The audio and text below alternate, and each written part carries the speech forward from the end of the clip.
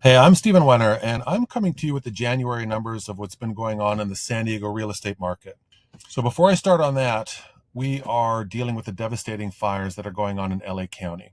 And my heart goes out to all of the people, families, individual businesses that are truly affected by what's going on. And part of the way I feel about this, my house burned down when I was in my early 20s. So, it's an experience that you don't wish on anybody. And the reason I'm also bringing up the LA fires is because I do believe it's going to affect our San Diego housing market. Not yet, but it will. So let's just start with what's going on. And our new inventory, we're down 29.17%. So remember, these are always lagging. So this is December numbers, and December was extremely slow. New inventory, was only 862 new listings. So down almost 30%. Pending inventory was down almost 20%, 18.84. Median price point was down 26,000. So we went down to 1,010,000.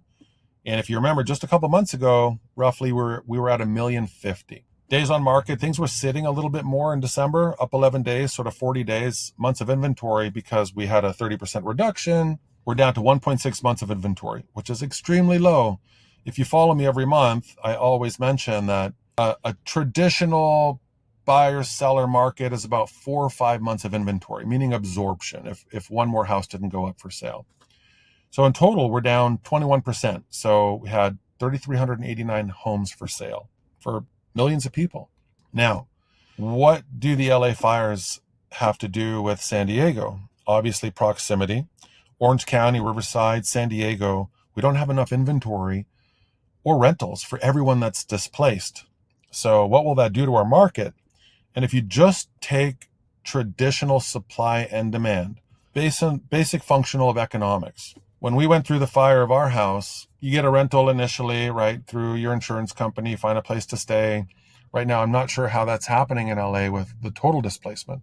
So there's a lot of great people bringing in families just to help. But once that displacement semi under control, I don't even know what the right words because there's still an active fire, then people can start to make decisions about what they want to do, where they want to go, do they want to rebuild, do they take the insurance money? And once that time frame could be, I don't know right now because there's so many people affected, 2 months, 3 months, 4 months, then people will have choices. And when they have choices, typically, unless you're wanting to move out of state, you're going to stay close to home. So that's where San Diego becomes an option. So what will happen to our market? And if I had to predict, because of the scarcity, it's going to go up. It's just the way these cycles work. So I could be wrong, but data driven, I don't think I'm going to be wrong. So it's going to be interesting to watch what happens for the rest of, I'd say, this year, but first and foremost, the first 6 months of this year, and where all these transplants decide to go because of the unfortunate reality of what they're having to deal with. And we all need basic things: housing, food. Those are the top two things.